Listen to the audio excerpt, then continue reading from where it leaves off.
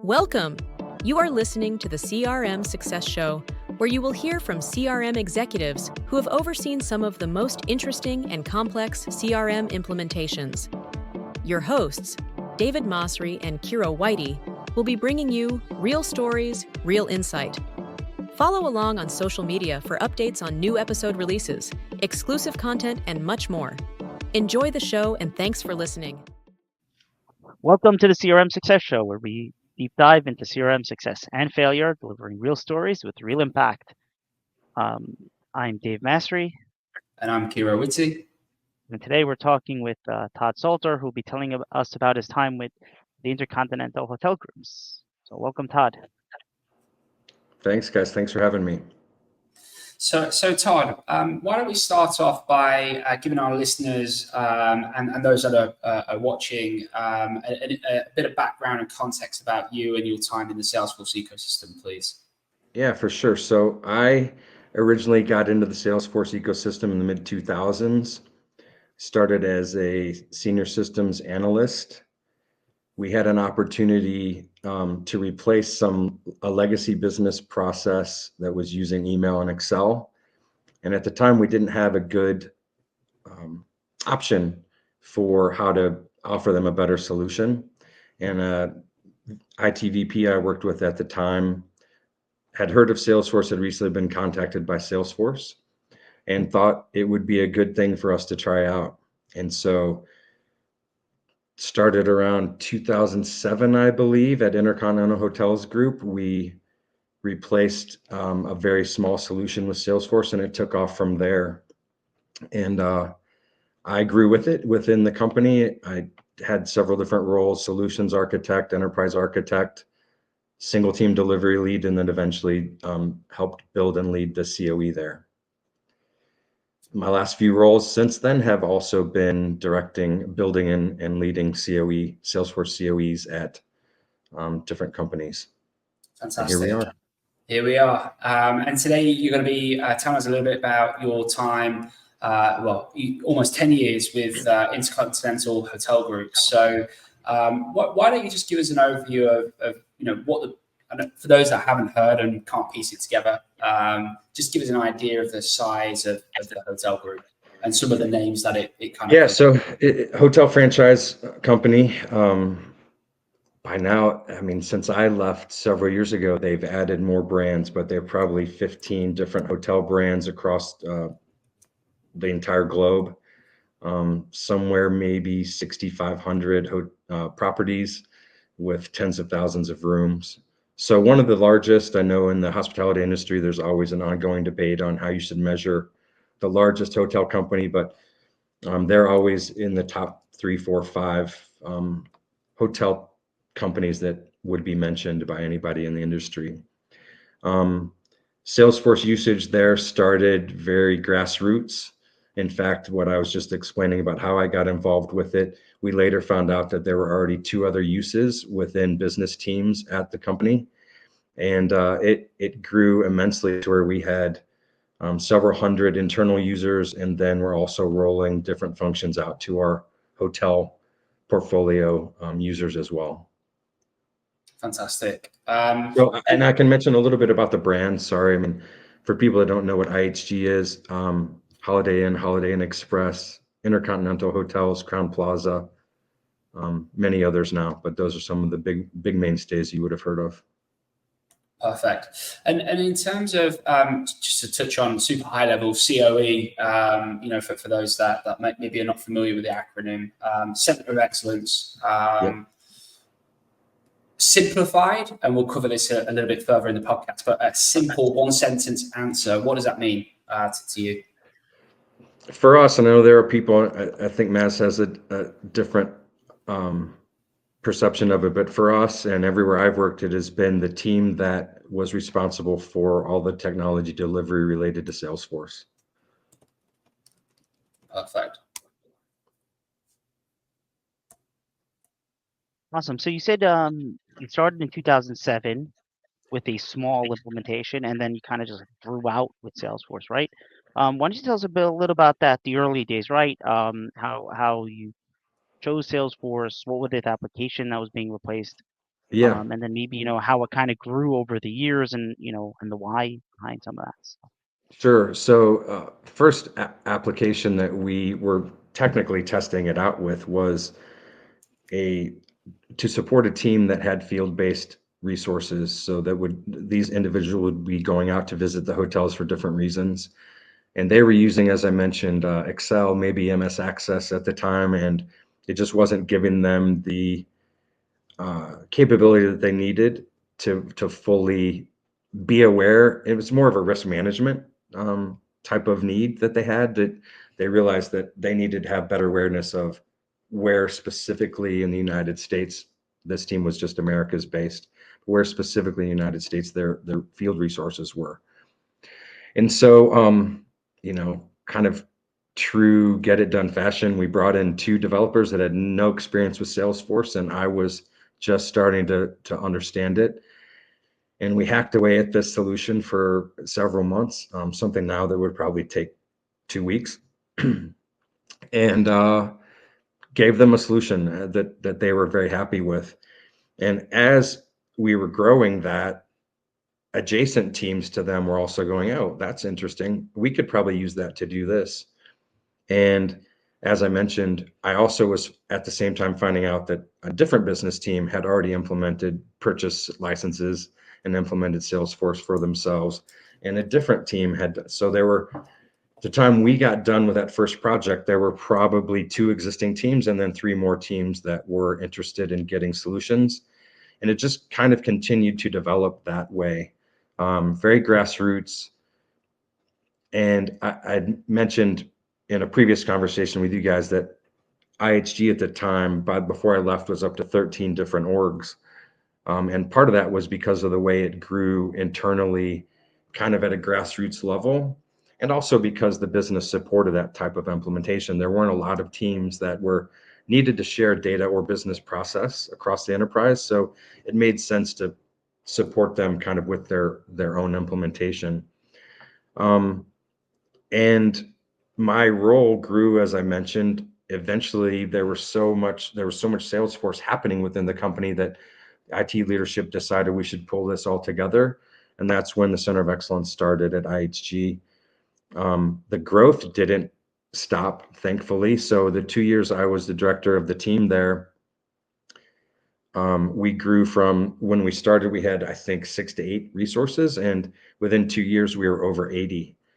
And all of that was done on a grassroots level. I mean, most of it was done on a grassroots level because individual business function teams within the company were realizing that they could leverage Salesforce for different reasons.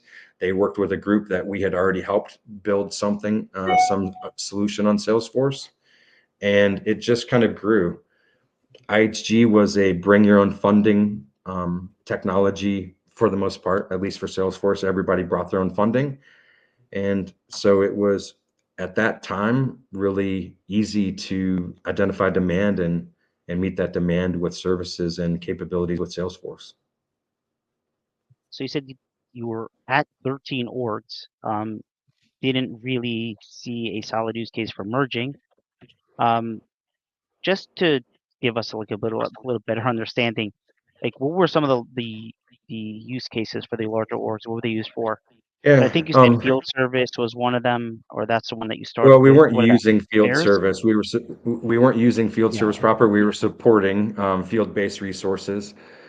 right. A lot of back office functions. So you can imagine being a large franchise company that has every hospitality related business function that you could guess, helping support the hotels in different ways, whether it be marketing or operations or revenue and more financial based service and capability, and all the back office things that IHG needed just to operate its business as a franchise company. So business development, the negotiation process, all of that. We had Salesforce solutioning for all of that. We didn't at that point get into anything customer facing or more directly customer focused support. It was all on the hotel support and operations side that we were focused on then. There was a huge announcement probably about a month ago now IHG and Salesforce have increased their partnership, and now IHG is starting to get out into that more customer focused type of capabilities that Salesforce can provide to marketing and personalization and all of that kind of thing. But for the time being, we were all back office and supporting capabilities that we were building out. Yeah, it's funny because, right, the C obviously stands for customer, and you guys weren't Yeah, exactly. doing that. Yeah, I in mean, this case, very, yeah. in this case, our customer was the hotel. And so Yeah. we tracked everything about everything we could about our hotels, about the individuals that we worked with at the hotels, about the interactions that our internal teams had with those individuals at the hotels, issues that they would submit internally to our business support teams. We tracked all of that kind of thing. And you can imagine before something like Salesforce, which brought this all together, the information was extremely siloed. And I know that kind of is counterintuitive to something where you have 13 orgs, but we were able to share easily between Salesforce instances the data that a particular business process or business group may need to further enhance that process or automate things for the next process down the line. And it was a big win in that regard. Teams that worked together but independently suddenly had insight into, wow, okay, you went. I mean, one of the greatest examples, before something common like this that could be easily shared from a data perspective, every team made their own appointments with the general manager at a hotel. And you got 15 teams trying to get a hotel general manager's time, which he or she already doesn't have enough time available. And they're like, okay, IHG corporate, calm down. You're killing me with time request here. And so a system like this that helped teams have more awareness really helped open up and save those demands on the general managers and other individuals at the hotels that we frequently worked with. So big win. Just Yeah, I mean, that's not something a that's small easy to little do. example. Exactly. Yeah. Yeah, so tell us more about that, right? Because it's not easy to share data, like you're making it sound like it's easy, but it's not easy to share data between 13 orgs. I doubt you use Salesforce Connect for that. How No. did you accomplish that? Well, we were fortunate to be able to have MuleSoft. This is over a period of time. So we started with some Salesforce to Salesforce for very simple needs, more end-to-end needs like that. We eventually had more of a pub sub hub type architecture where if we had a single instance that was creating new information, new data, that then should trigger things in other orgs, we were able to publicize those and the other orgs would consume and kick off whatever process that was necessary otherwise. So sort of different approaches based upon the need, but we got to a little bit more modern, and we were fortunate to be able to use MuleSoft for a lot of that. It's been interesting that you decided to go with the PubSub and MuleSoft as opposed to really just merging the orgs. It never crossed your mind? So let's unify? Honestly, instead, I've always had the perception that merging the orgs raises complexity and risk for those individual teams. You have to have a more full, proper, complete regression testing process involved. We weren't really too worried about data security from that perspective. But that's another thing that always comes into mind for me.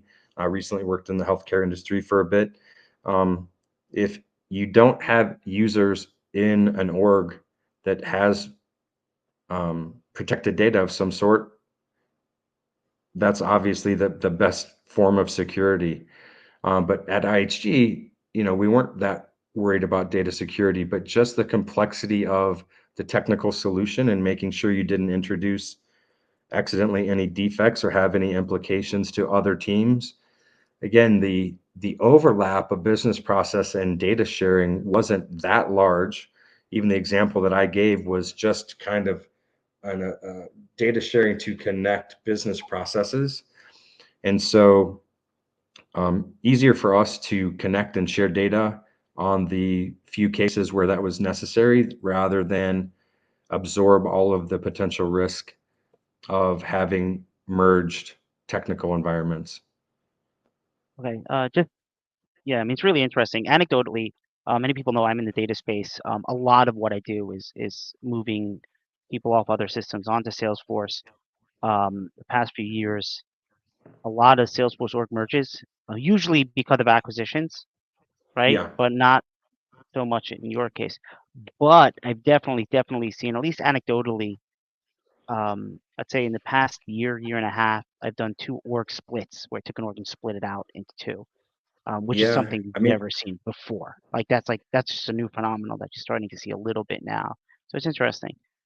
yeah, the acquisition makes sense because, in a lot of cases, you might be acquiring a company that extends the business you already do. So the Right. overlap of business process and data is kind of inherent. Um, it's interesting though, because when I first got into Salesforce proper, their architects and engineers, I think, had more of the mindset of, have one and put everything in it. Over time, their deeper, more senior, deeper experience knowledge people internally also started to have the same perspective that I do of, yeah, there's less and less reason. I mean, one other consideration I've always had in this as well, and it's funny that we're kind of getting into this because I wasn't expecting it, but one other consideration that I've always had there is some of the limits and capacity that you get from Salesforce aren't necessarily tied to the users. And so, I use the analogy, you don't put all of your custom dev applications on one server. Um, why do you necessarily have to have the perspective that all of your Salesforce solutions should go on one instance? And so I think Salesforce has also behind the scenes a little bit started to follow that. This was a few years ago, some other conversations I had at Dreamforce actually, um, where they're like, yeah, we're trying to get our salespeople and others to stop having that perception and pushing that perception that have one Salesforce instance and throw everybody in there. And so your mileage may vary. I mean, it's a nuanced discussion, definitely. I just want to touch on before we move into kind of a bit more about the journey and how the implementation went and the building of the CoE team. So I think it's important for those that are maybe newer in the ecosystem, the last 5 years or so, going back to 2007, and not to make not to show your age, Todd, or anything like that. It's not my goal. So cover the greys in the beard. Yep, But exactly. joking aside, 2007 Trailhead was it even a thing in 2007? No, Right. I So mean, it wasn't called that. To be honest, I don't even remember what they offered at the time. No, it was a lot of trial and error. mhm. We'd and run into it. We'd run into an issue and then submit a help case to get some direction. There wasn't a lot to go on. which I think for most people going through that implementation journey now is just wow to think like that is how you had to figure it out, right, and get stuff done. There wasn't a quick trail mix to go and blast through and Yeah, get some exactly. You couldn't context. couldn't just type anything into a browser window and get the search results back, right? And then obviously you went through a huge hiring initiative. Obviously added about 70, 80 people.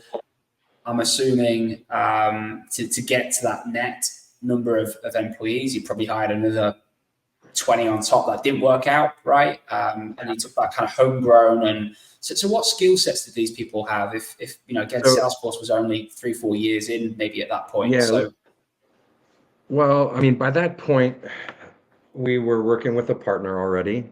mhm. One of the big obvious ones that people would have heard of.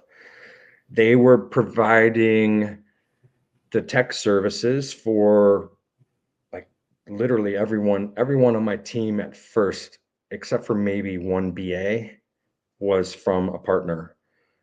So they had the onshore tech lead, delivery lead.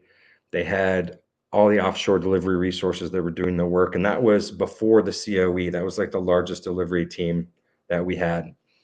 And when we decided to go CoE and bring all of the work that was being done from, a multitude of smaller partners probably, and even the large partner that I was working mainly with probably had a few other resources with other teams. So I decided to pull it all together. So we thought through a structure. Obviously, at first we were going to have to continue to be reliant upon that partner, but we did add a few other, like a project manager, probably another BA. We didn't have any in-house Salesforce expertise to speak of. And so that expertise grew over time. I'm trying to think, I don't recall that we even ever, when I was there, sought to hire any employees with Salesforce expertise. I think we continued to leverage the partner, and we surrounded the partners with business SMEs. So who became the product people, but originally the BAs, they understood the business inside and out for whatever we were working on. And then we leveraged that relationship with our partners to bring the deep Salesforce expertise. We all, me and the BAs and others, gained a lot of Salesforce expertise over time. But at first, we definitely leveraged the partner. Now, when we started to roll out the actual CoE, so that involved team structure, obviously, and we had to structure in a way that could be scalable. It involved tools. So, DevOps tools that you've heard of, backup tools that you've heard of that are now owned by Salesforce, other supplementary tools. You can name names, it's fine. I mean, Own and Capado were the ones we went with ultimately from those respects. But and then processes. So we implemented Agile Scrum. We implemented Rally initially, and then the company in total switched, I think, to Jira. Certainly now I'm using Jira more frequently. But so people process, the team structure, processes, and tools in place to make the team scalable. And then we realized that our incumbent tech partner was not going to make the transition very well. These folks had been ingrained with a single delivery team, and they weren't really making that transition to a larger, more broad Salesforce CoE implementation.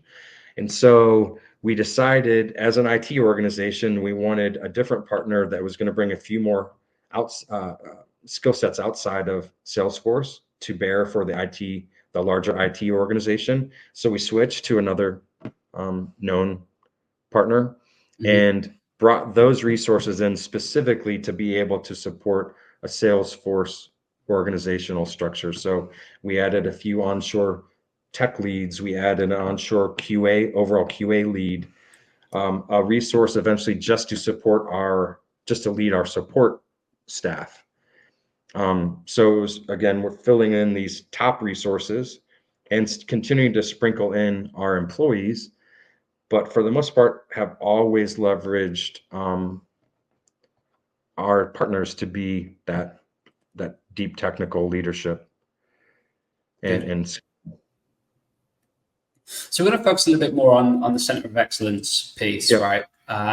Because I know for you and subsequent roles post IHG, that's been a key focus. It's something that has remained consistent in the roles that you carry out. So going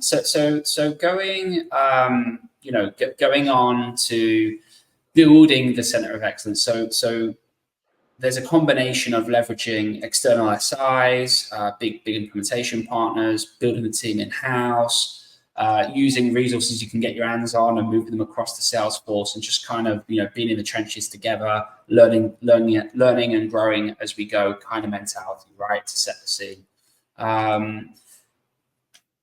What challenges did that present at the time? And thinking also about kind of general challenges that have come with building out Centre of Excellence teams. Could you elaborate on that for us? Sure. A couple of things that come to mind right off the top. Always have had a challenge, and back then I think it was a challenge with using partner resources instead of internal resources. And there was a belief back then, and probably still pervasive a little bit today, but I think changing, that if you hire people, you're going to have them longer. And certainly I'm an example of that not being the case now, because the employment environment that exists today, from my experience, is tumultuous, whether you're a contractor, a consultant through a partner, or an employee. Things could change at any point. So while it was a challenge back then of making sure that our offshore resources especially felt like they were part of the team and weren't willing to just necessarily change companies for $1 or $2 or something more an hour, but really doing everything we could so that they felt like they were part of the IHG team, even though they were from a partner. That was always a challenge. We had one terrible month where I think we lost, at that point, the COE is probably like 30 or 40 people. We lost 8 to 10 offshore resources in a month, which was crippling, because you know, all the knowledge of how we do things, obviously the work that they've been working on goes right out the door. You have to onboard. And the bad part of it was that's a partner, you know, that is responsible for that. The good part of it is it's a partner that's responsible for that. So being the leader of all of these resources, I love the fact that I could offload all of that HR effort to the partner. In reality, you know, you can talk about onshore versus offshore, but you're all competing for the same resources anyway. It's not like a partner or you, because you're hiring an employee, has some special formula that's going to make sure that person stays in that role forever, especially in the Salesforce space. Now, I think, especially even in all of IT. So that situation was a challenge just because of the partnership at one point. I think now it would be a challenge no matter what. And so you know, it's something that everybody has to deal with, no matter if you're using a partner or hiring resources internally. And I would say I didn't take a job to do HR research, processes and hiring and screening and all of that stuff. So it's a nice benefit in my mind, especially trying to, at different points, trying to grow teams, to be able to leverage a partner to do all of those things. So that's definitely a challenge, has been a challenge. I think the other one that comes to mind is funding, right? There's a big company in town who I've known folks from for a while. And one of the things that we've talked about for years is, how do you get all of your stakeholder groups to buy in and want to participate and leverage something like a CoE? And for me, it is the biggest challenge there is funding. You know, every company has a different funding model, especially for IT. Some of it is IT central. Have really enjoyed the opportunity to work in those environments where your stakeholder, your business functions are bringing their own money to the table, because I think you become an internal consulting arm then. And I just enjoy that type of relationship. You have money, we provide services, we can provide value. So let's make this work. How can I drive the most value to you for the least amount of your budget possible, so that you're overwhelmed with happiness on what we could provide? I love that whole thing, but that's a challenge, is how do you align the CoE with the funding sources that are available? Would be great if you just had IT leadership or business leadership that knew they wanted a CoE and had the funding for it.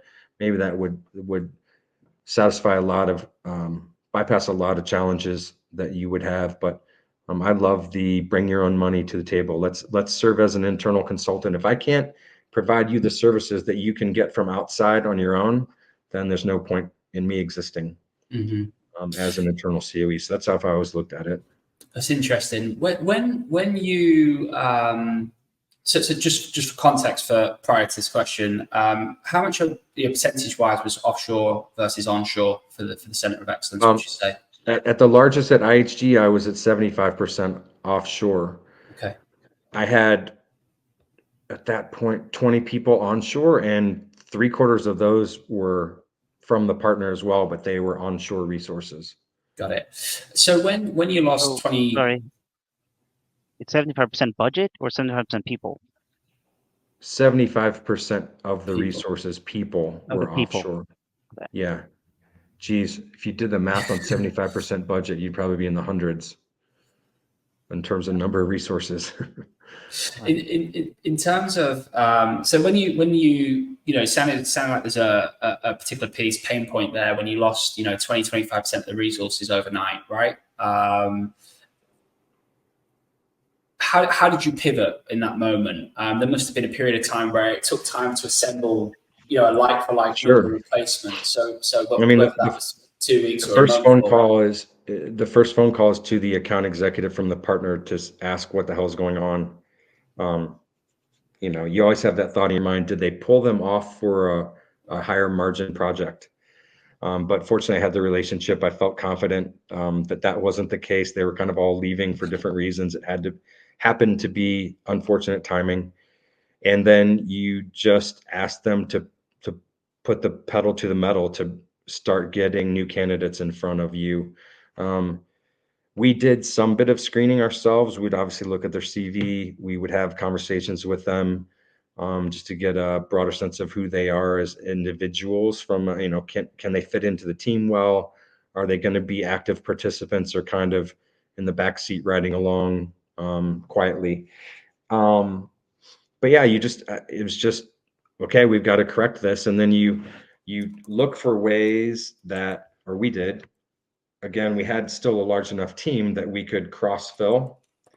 So while they may be dealing in a new business process or new functional stakeholder area that they hadn't been working on, they, at least because we had a COE, understood the process that we have, the tools that we use, and how to get things done. It was just a focus and help then from our employees, who were the business SMEs, on how to accomplish and what the business context was for whatever it was they were going to be asked to work on. But we would usually take our more experienced people then and cross fill so that we didn't lose everything from a particular team, and then backfill with new resources that were coming on.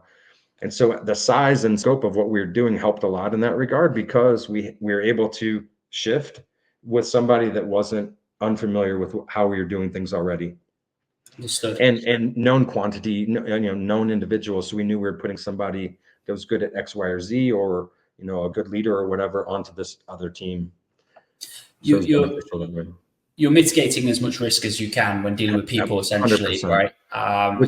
Which is a lot of the job, and from my perspective, whether that be resources or technology or budget, it's pushing the envelope and delivering value, but trying to do that in such a way that you're mitigating as much risk as you can. Was there a kind of KPI attached by the business around the Centre of Excellence that would determine what the value would be? I know it's something we talked about already quite a lot, like the value, demonstrating value, showcasing value. But were there any landmarks or KPIs that helped you say, "Hey, here's the value we're driven"? There weren't really. I mean, it was on an individual stakeholder basis primarily. Were we accomplishing what they needed on time and under budget? For my leadership in IT, how happy were our stakeholders? That was the CSAT for our internal stakeholders was a big one. It wasn't measured formally, but are they beaming about what you guys are doing for them? If they're shaking their heads, yes, and they're not complaining, that was a great one. Again, not overall, but my team's growing. People want our services. We're delivering. People want more of our services. That was a great one. Again, informal. So not a ton of organization-wide KPIs from a COE perspective. The KPIs that we did try to meet were more on a case-by-case basis on either a solution, a project, or for that stakeholder overall. So they weren't widespread, unfortunately. The one that I have tried to talk about more after IHG is reduction in shelfware licensing and making sure that the spend is aligning with need. I had a couple of instances recently that were dramatically overbought. And so being able to help them, I mean, that's a big Again, I don't think it was formally stated as a KPI, but it's one I tried to bring to the table to newer organizations that had already made the purchasing decisions.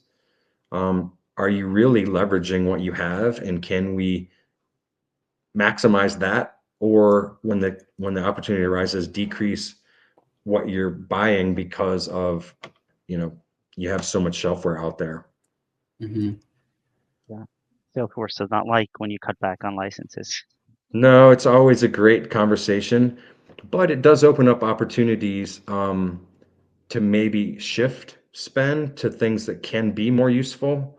One of the examples recently was IT leadership had, apparently had the Salesforce marketing documentation for every cloud imprinted on their brains. And so they had a huge vision to implement every single cloud.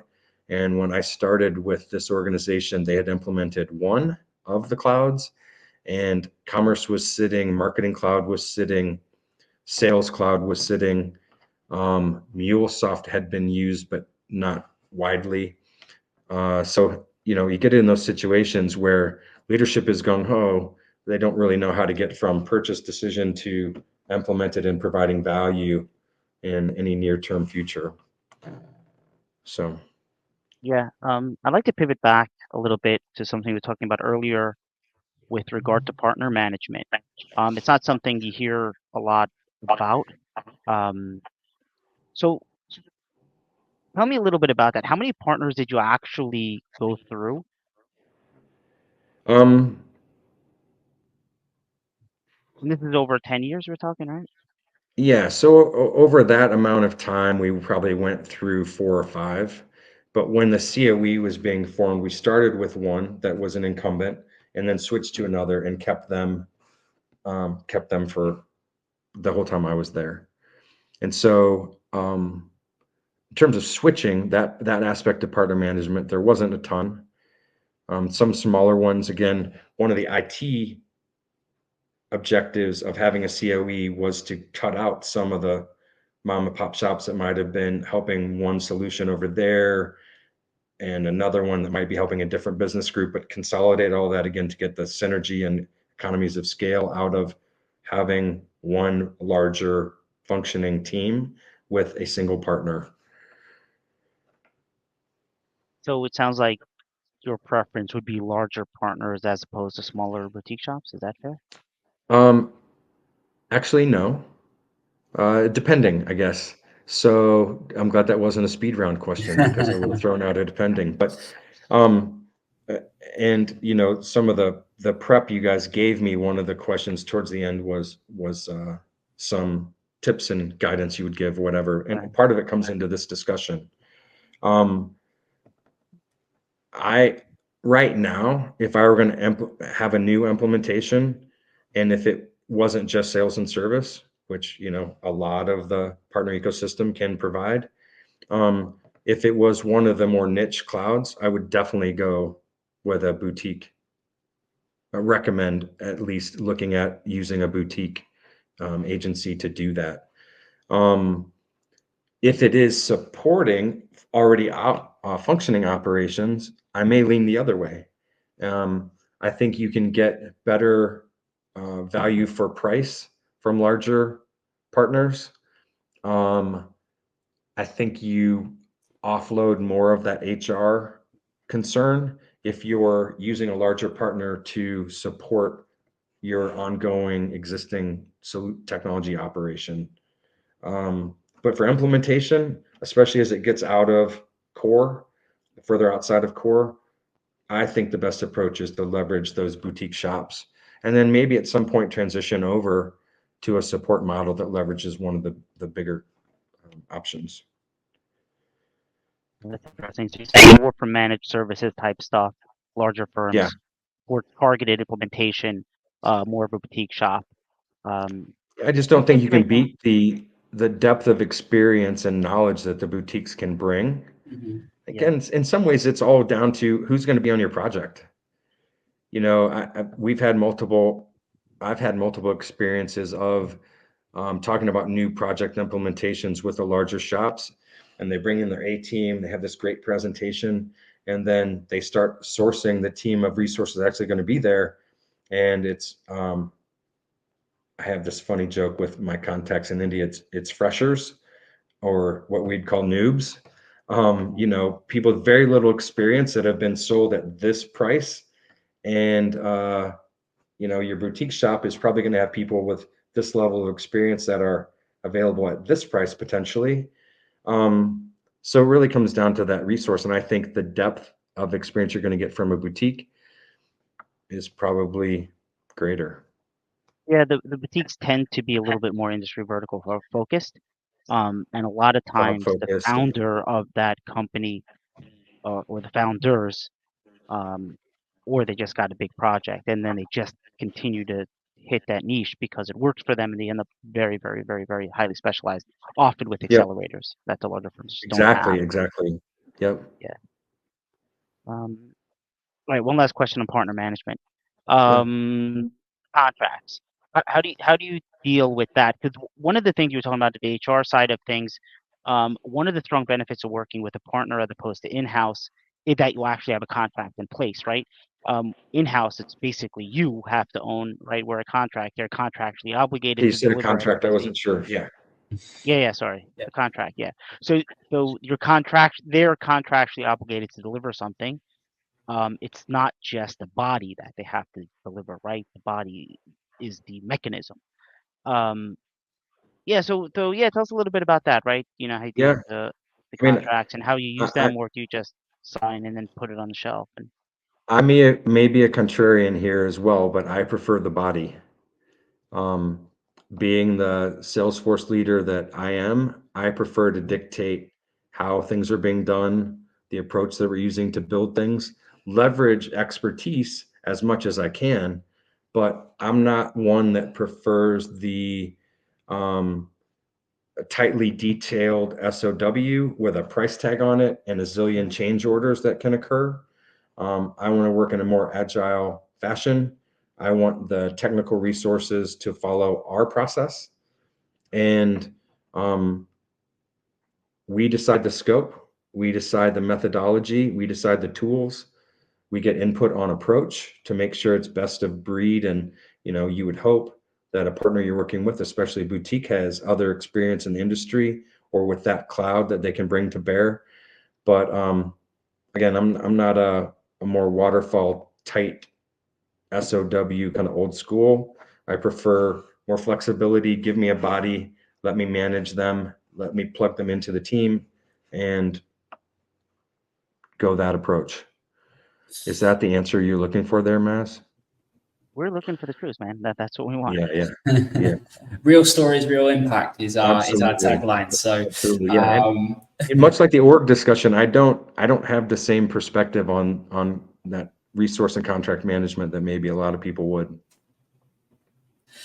no worries. So in terms of reflection, looking into kind of the lessons that you learned throughout the building of the Centre of Excellence over that kind of period of time, and subsequent building of Centre of Excellences since. If there's a CRM leader currently listening and embarking on this journey today, what would your advice be to them around how to, obviously you've done this a couple of times now, so just best get success from building a Centre of Excellence? Yeah, I mean, always the first thing that comes to mind is get started. Don't overplan. Don't let perfect plan be the enemy of getting started. Plan on a phased approach. We talked, earlier. Plan on a phased approach. Have your end goal in mind, but plan on a phased approach. And we also talked about, team structure. I'm a firm proponent of use a vendor. If you're talking about a new implementation of Salesforce Tech, boutiques, I think, are the way to go. But in terms of laying down an operating model for, Center of Excellence in general, maybe a boutique is the right answer if your scope of solution is going to be focused in their particular area of expertise, but maybe a larger partner is a good option there. but get started. Don't overthink it.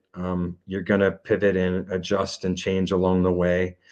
Definitely perform your due diligence, but I try to bring agile methodology into everything that I do. And so let's not, let's be nimble, let's adjust, let's learn, let's change, let's go. But you can't get there if you don't start. So don't overthink it. That would be my few points of guidance is have a goal in mind, plan a phased approach, but get going. Avoid analysis paralysis, I think is the key takeaway, right? That's the way.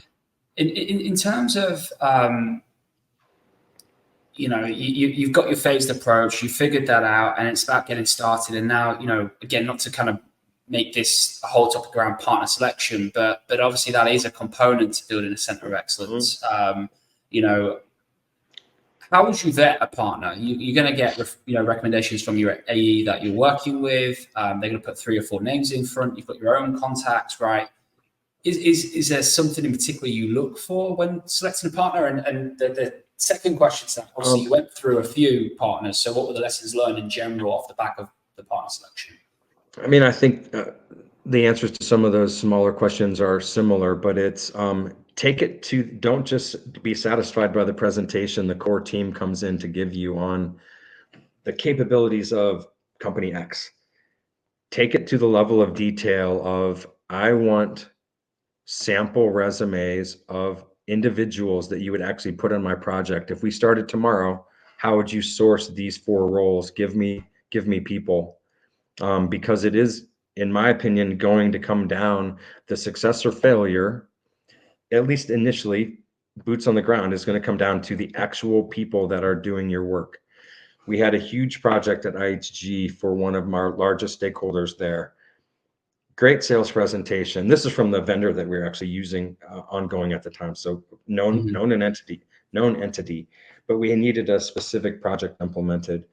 And great sales presentation, the business stakeholder all on board, let's do it. And then that was what I was talking about before. We got a team full of not very experienced individuals. And at one point, the stakeholders were coming to me going, these people don't know anything about what we do as a business. They have no experience. They went through a couple of partner Salesforce courses to be able to put on the resume that they had done this for a year or whatever. And I think ultimately, if you can get to the level of conversation where, maybe not with everybody you might consider, but with some of the front runners, where you're actually talking, okay, I'm staffing tomorrow, who are you giving me? And really look at those individuals and talk more about what do you do to retain your people? How do you prevent them from leaving, especially for offshore resources? If the guy who's you're nominating to be the leader of your team leaves tomorrow, what's your process for replacing them? What happens to me? Getting to that level of discussion, because all those things are going to be real. They're all going to happen, and they're never covered on a sales presentation when a partner is pitching you their capabilities. And secondarily, I'd say talk to the partner about, again, I prefer the body model. I don't want to throw it over the SOW over the wall and get back a product. I want their individuals to be involved. But one of the benefits that you should get from a partner is more than just the people on your team, but what help and support and guidance and expertise do those resources have access to within the company outside of the people that are just with us? So if I don't know something myself as their leader, and one of our other architect resources or something doesn't know an answer or is unsure, what do our resources have the ability to ask to the greater partner company resources to get help? So are they knowledge sharing internally as well? Because that could be a huge value with a larger, or even with a boutique, if the people on your project or your staff can go outside of themselves to get expertise and input into what you're doing. That's a big value. But you got to have those discussions, because those deeper concepts aren't always things that partners are talking about. They're talking about where their locations are and how many thousands of certifications their resources may have around the globe and how many implementations they've done. But all those implementations aren't going to help your individual thing unless you know the resources that are going to be on your project or the access to other individuals within the company that those resources may have. Okay, so you're sitting there, they're giving you a sales pitch or presentation, and you ask them, what's your contingency plan for when half your team walks out the door? And like, Yeah. how do you like consultants are very good at answering these kind of questions, let's say, but you often know when they're, how do I say, very good at answering that kind of question. Yeah. Yeah. Yeah, I don't think I've ever heard that question in any of a sales pitch that I participated in. So it'd be interesting, yeah, what kind of answers you get. And you ever get like a truly satisfying answer, like someone's like, oh yeah, we have an absolute plan. Absolutely. So we used a secondary, well, actually, it's a contact that I had, a growing India-based consultancy. They're actually in the US now as well. Um, and I was always trying to work with them at IHG, but because of our contract with the large consulting partner, we were never allowed to kind of pull in any competition for them. I asked them that question because after we had that huge exodus, obviously I'm reeling like what are we how are we doing this now? I thought that might be an opportunity to have a backup partner. And so I started talking to them. Their answer was amazing. They explained they had slides available to explain their retainer program so that they didn't lose individuals for $1 or $2 an hour or whatever the case may be. Amazing. Like I've never heard anybody that had more prepared thought. Obviously, that was something that concerned them.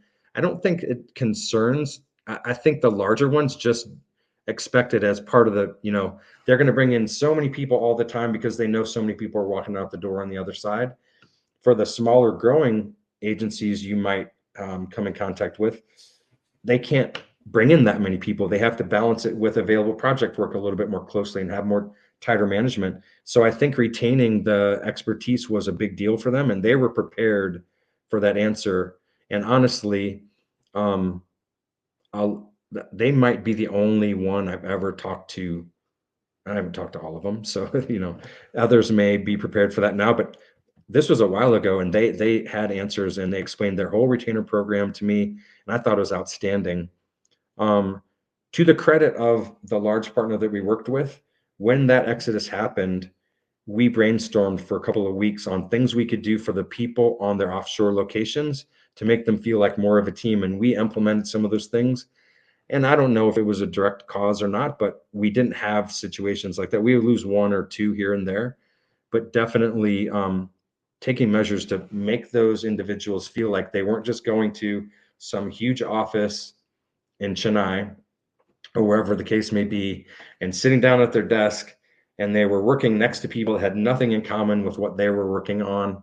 Like there were things that this partner helped us implement that I hope contributed to the people staying around on our team longer. But yeah, it's a tough one. But I because of those situations, I now take those into those types of discussions because I've been burned. I think it's a hindsight moment, right?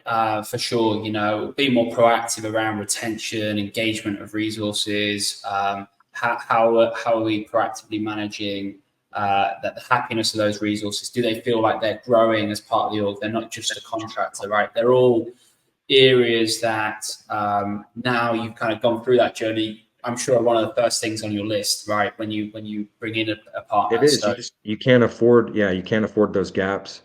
I wanted to get as a client partner of these companies. I wanted to be in the place where other resources were hearing about how good it was to work with us, and were asking to get on our projects yeah, instead of asking to leave our projects.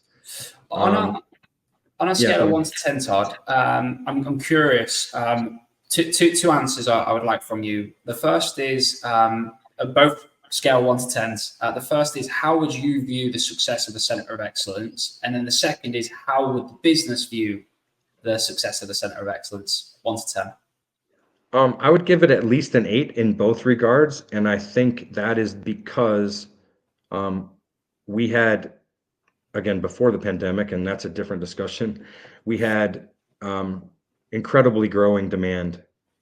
And that's because how we were doing things and what we were providing to the business stakeholders was valuable. And I think hand in hand with that is they were happy because of how we were doing what we did and the value we were providing. So hand in hand, I think the success and the happiness fall right along. So what about those last two? What do you think you could have got it to a 10? Um, I mean, I honestly would have liked a couple more resources to do more internal outreach. I think we could have grown more. Um, just maybe a little, if we had been able to carry it out longer, if the pandemic hadn't happened, and our growth would have allowed additional maturity in our processes, additional um, automation or whatever that may be. We weren't quite all the way to where I thought we could be for some of those things. And then when the pandemic happened, all the funding goes to zero overnight. And I was just tasked with finding new definitions of what the lowest level of keep the lights on meant. But yeah, I think if we had just been able to keep going, we could have continued to expand the value we could deliver and also make ourselves more scalable by continuing to improve our processes. There were a lot of things that we were trying to get done with Scrum and management of same. I was trying to gamify our delivery pods between each other in terms of productivity and things like that. So there were just some other productivity, scalability kind of things that I think we could have continued to improve on. So yeah, so looking forward, you know, Salesforce as a whole, the CRM industry, the hospitality industry, you know, where do you see things going? I sometimes like to wonder, 'cause everybody starts talking about AI now, right? Like if ChatGPT Yeah, didn't drop this on everybody a year and a half ago or 2 years ago, whatever it is now, you know, where would past two Dreamforces look like, right? It'd been very different, I can assure you.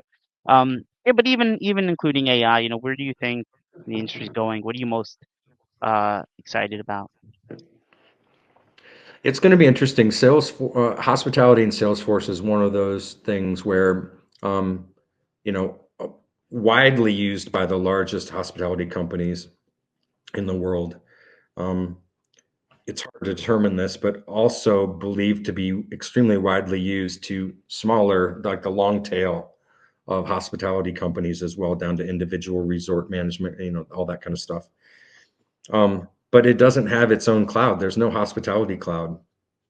And so I think it's in this space now, specific to the hospitality industry, where there's going to continue to be the large SIs, the large partners working with the largest hospitality companies, and on down the long tail to where you get more boutique shops working on SMB hospitality related companies.